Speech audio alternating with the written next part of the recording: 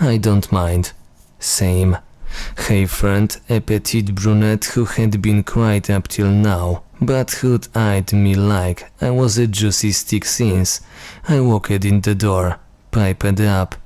Liz and I do everything together. The insinuation couldn't have been clearer, had the she tattooing across her exposed cleavage. Most guys would have jumped at the opportunity, but I was already bored with the conversation. Nothing turned me off more than desperation, which reeked stronger than did perfume. I didn't bother answering. Instead, I scanned the room for something more interesting to hold my attention. If it were a party for anyone else but Josh, I would have skipped it. Between my job as CEO of the Archer Group and my side project, I had enough on my plate without attending pointless social gatherings. But Josh was my best friend, one of the few people whose company I could stand for more than an hour at a time. And he was leaving Monday for his gap year as a medical volunteer in Central America. So here I was, pretending like I actually wanted to be here. A silvery laugh pilled through the air, drawing my eyes toward the source. Ava, of course. Josh's little sister was so sweet and sunshiny all the time. I half expected flowers to sprout on the grounds wherever she walked and the courtier of signing woodland animals to trail behind her while she traipsed through meadows or whatever girls like her did. She stood in the corner with her friends, her face bright with animation as she laughed at something one of them said. I wondered if it was a real laugh or a fake laugh. Most laughs, hell, most people were fake. They woke up every morning and put on the mask according to what they wanted that day and who they wanted the world to see. They smiled at people they hated, laughed at the jokes they weren't funny, and kissed the asses of those they secretly hoped to dethrone. It was judging. Like everyone else, I had my mask, and it ran layers deep, but unlike everyone else, I had as much interest in ass kissing and small talk as I did injecting bleach into my veins. Knowing Ava, her laugh was real. Poor girl.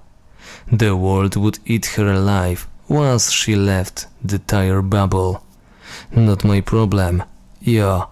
Josh appeared beside me. His hair tousled and his mouth stretched into a wide grin. His hangers on were nowhere weight nope. They were no dancing to Beyonce like the Ray auditioning for a gig at the Strip Angel, with a circle of guys watched them with their tongues rolling. Out man. My gender could use a little more standards and a little less thinking with their small head. Thanks for showing up, man. Sorry I haven't said he till now. I've been busy. I saw. I arched an eyebrow at the lipstick print smeared on the corner of his mouth. You have a little something on your face. He's green-winded. Badge of honor. Speaking of which, I'm not interpunting, am I?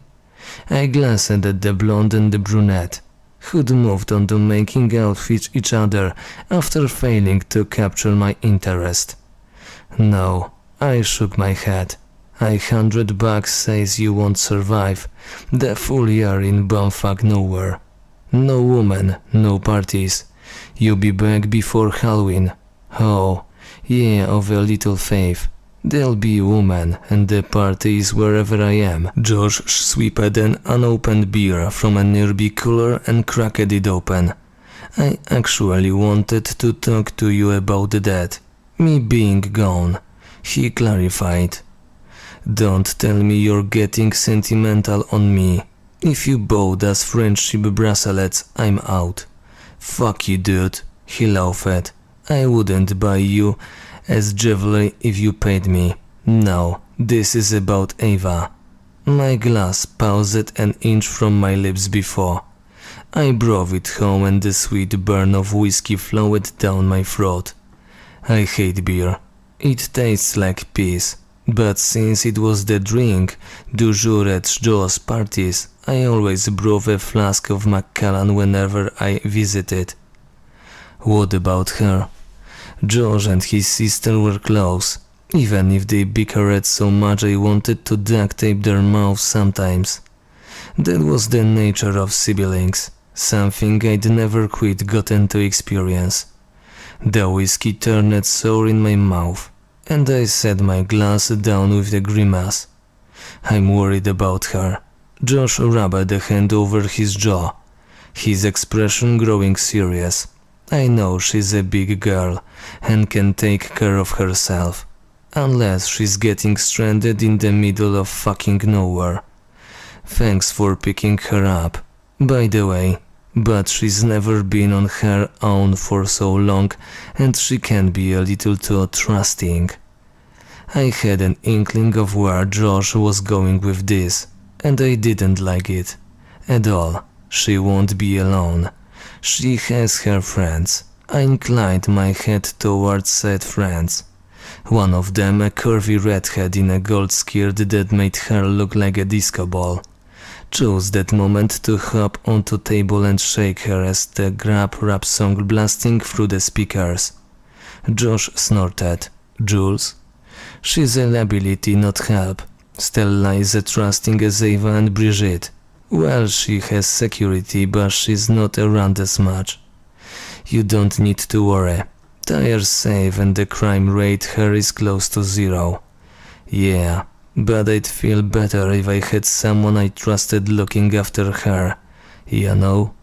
Fuck, the train was heading straight off a cliff, and I couldn't do anything to stop it. I wouldn't ask. I know you got a lot of shit going on.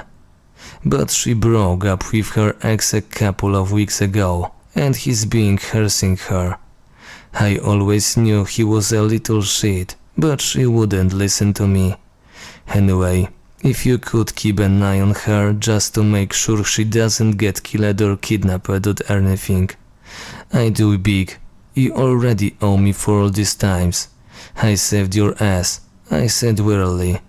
You had fun while doing it. You're too uptight sometimes, Josh grinned. So is that a yes? I glanced to Ava again, took her in. She was 24, 4 years younger than Josh and me, and she managed to appear both younger and older than her years. It was the way she carried herself, like she'd seen it all, the good, the bad, the downright ugly, and still believe in goodness.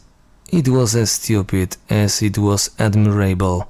She must felt me staring because she paused her conversation and looked directly at me, her cheeks tinting pink and my unflinching gaze.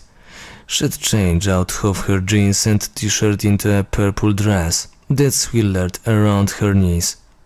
Too bad. The dress was nice, but my mind flashed back to our car ride, when her damp-sheared head clung to her like a second skin and her nipples had strained against the decadent red lace of her bra.